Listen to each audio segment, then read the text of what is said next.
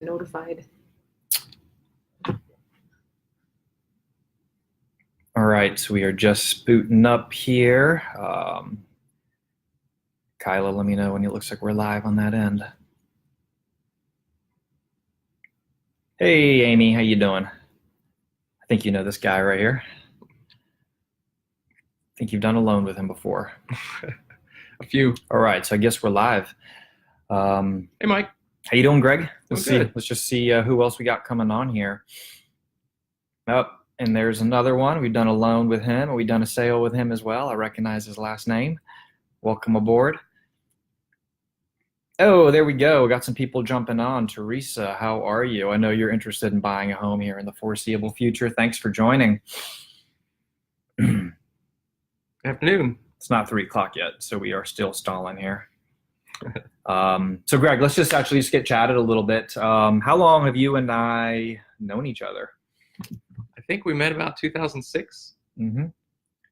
Been working together ever since. 12 years, and I don't know numbers. It's hard to know exactly, but I'd say 150 plus people we've helped just work together. It's been an outstanding ride that we've learned a lot together. Mm-hmm. Grateful always to have you around. So, for me, this is just something that I want to be doing. I feel, again, really grateful, really knowledgeable, 6 years in real estate. And I want to take the time to just predictably be doing something, giving back to the community of our friends and our followers and a lot of our clients here. They have a lot of questions. We're constantly getting hammered, phone, text, emails, and hammered is the wrong word. I love it. If I'm at a party, if I'm at a cocktail party, a bar, I don't know anyone that doesn't enjoy talking about real estate. So to me, this is just taking the time to get people's questions answered and giving back to the community, like I said. I agree. I truly enjoy my job. The real estate as a whole, just helping people. We have this suite of skills that we've developed over the years, and I really enjoy helping people with what can be a obviously multifaceted process. Just imparting my knowledge and experience to help them. Outstanding. Navigate. So I think what the plan is guys, we're going to be doing 4 consecutive Tuesdays, every Tuesday at 3 p.m. We're going to start with about 10 minutes. We got to get a little bit of a fan base. Guys, please click like, please click heart. Please try to share these things. They don't take off too fast in the beginning. But again, so every Tuesday, 3 p.m. Eastern time, please just log in and bring your questions to us. Any real estate questions you might have. So we're actually going to be partnering up. There'll be a third person joining us on the future Tuesdays, me, my preferred closing attorney. Again, we've probably done 150 to 200 plus deals together, and we always have questions. So maybe you have a question for Greg. Hey, Greg, I'm thinking about buying in the foreseeable future. How much down payment do I need to put? Believe it or not, the majority of Americans still think, guys, you need to put 20% down. Greg's constantly doing 3.5%, 5% down. Depending on the market, these things change. This is Greg's expertise. You can often do it avoiding PMI. Again, those things change. Talk to Greg. I know for David Robertson, we're constantly having title questions. I'm often even messaging David, 16 years in the industry, once, twice a week with questions. So I want to ask you guys right now, some of you are logged on now, what kind of questions do you have that Greg or I could get answered? Otherwise, we're just going to keep rambling and talking about our history and how we met. And actually, I do want to share a good success story about how I met Greg's company and First Savings Mortgage.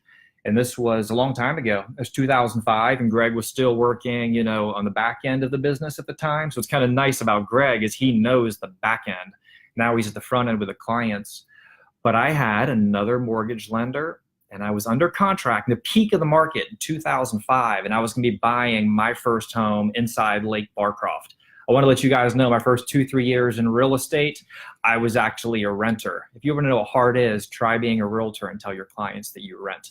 But I told them the truth. I said, hey, I'm saving up. I'm looking for the right opportunity to pull the trigger to buy in Lake Barcroft. And I did. And I feel really proud, not tooting my own horn, but due to the systems and the dedication and a plan, I believe to date, I'm still the single youngest homeowner ever in Lake Barcroft, and it's been awesome.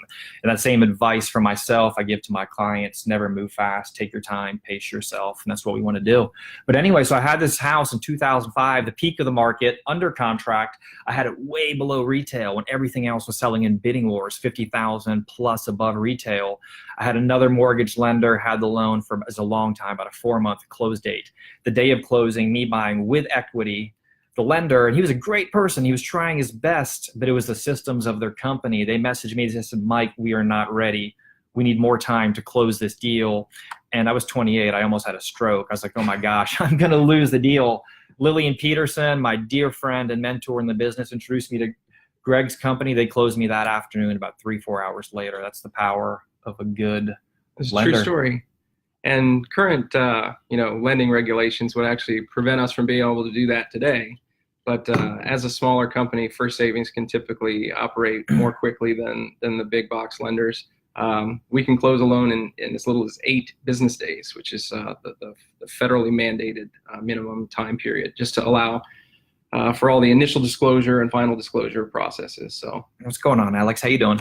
And what I like about you, which a lot of companies don't do, is you try, before you give those pre-qualification letters, you try to do as much info as you can, not just pulling credit. You try to talk to them. You try to look at stated assets, stated incomes. What that means to our buyers is, it's seamless when everyone else is getting headaches and they're running around because they're trying to do the home inspection. They're trying to decide, everything, the appraisal's hitting him, everything all at once. Okay, the loan's taken care of. Greg's, makes our clients work a little harder up front. Overall, it's a much more seamless experience. Yeah, no, I don't want to put my name on a pre-approval letter if it's not going to close. It's the more due diligence I do on the front end, the better off everyone is going to be throughout the process. And again, it's my experience in the business. I have 16 years in the mortgage business, same company, started in the post-closing department, processing, shipping, underwriting, origination assistant for a long time. And now I've been originating my own book for over 4 years.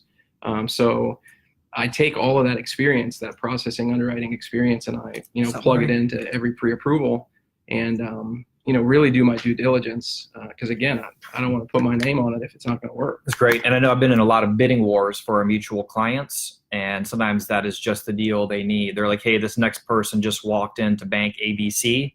And Bank ABC, they do car loans, they do checking accounts. They don't specialize in mortgages. They keep bankers' hours. Yeah, and the listing agent says, hey, I know First Savings. I'm going to tell the seller to go with yours. So it makes a big difference. Oh, yeah. I'm going to ask you a question, but guys, this is not about Greg and I talking. If somebody out there is watching and they have a real estate or loan question, would like to ask you to please get involved.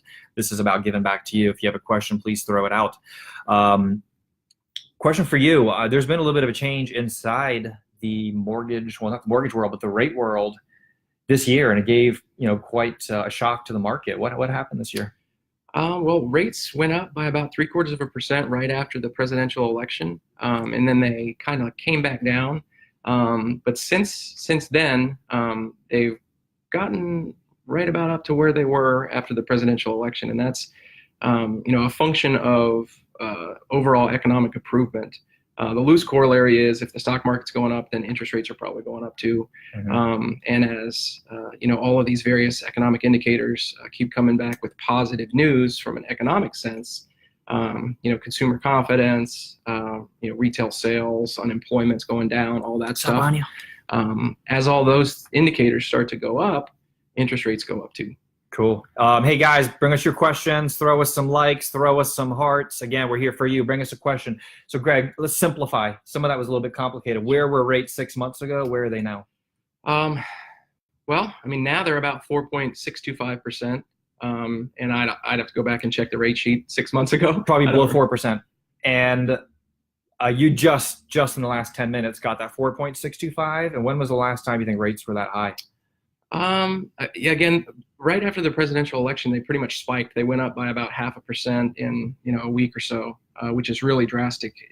It's not uncommon for rates to move 0.125% from day to day. But if you're seeing that dramatic of a rate increase in a short period of time, there's some major economic development.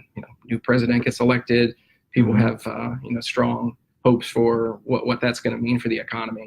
You know, that sort of thing has an impact on what rates do. Great. So Marty Quinn, a good friend here as well. I mean, he's asking a question. The economy's improved,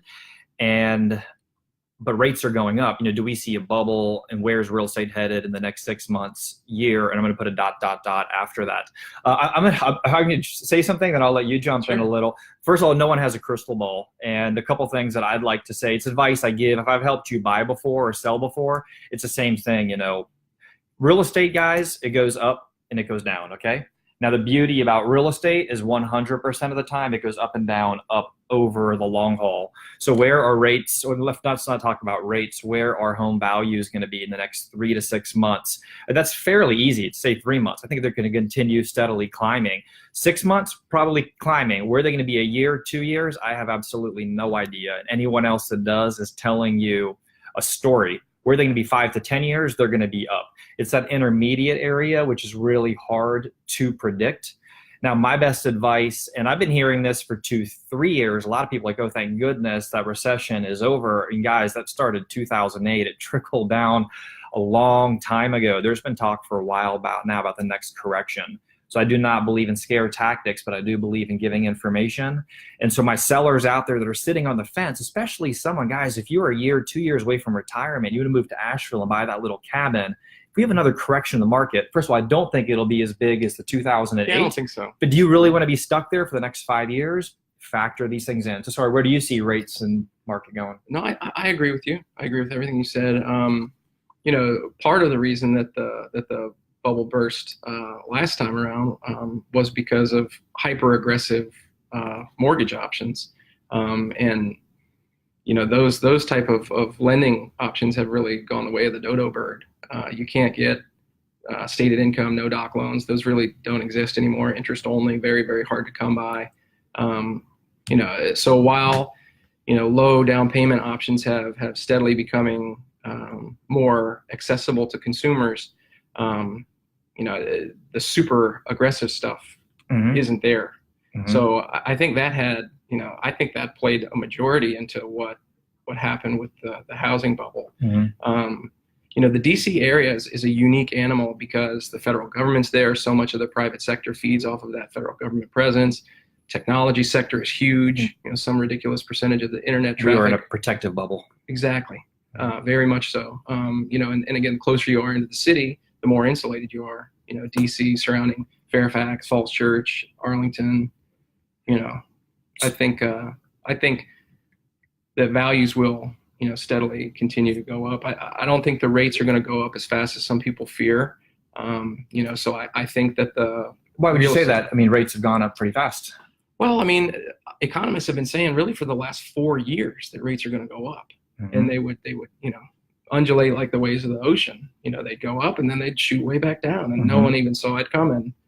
So I think that you know, rates are going to go up, yeah, but I think it's going to be slower and more methodical than. You think the big jump in the last 4 months? Hopefully, that was the big jump. Yeah. Okay. Good. And I just could be wrong. I mean, and there's nobody that knows. So that's it. We're just giving our best educated guess, and I know your guess is a very educated one. And let's just talk a little bit about the market here, guys. Any other questions? Please throw them out. Thanks, Marty, for that. Next question or thing I want to talk about is the market. And I think it's fair to say that, you know, we're in a little bit of a seller's market here. We're in a housing shortage, not just in Northern Virginia, but across America. And I have a good friend selling right now in Hawaii. They're in the coming soon phase, and they have 3-4 people trying to throw in on there in a bidding war right now. And they're not even on the market yet. So, you know, with that said, if you're buying, be prepared to be a little bit aggressive. And if you're a seller, you know, take advantage, think about these things.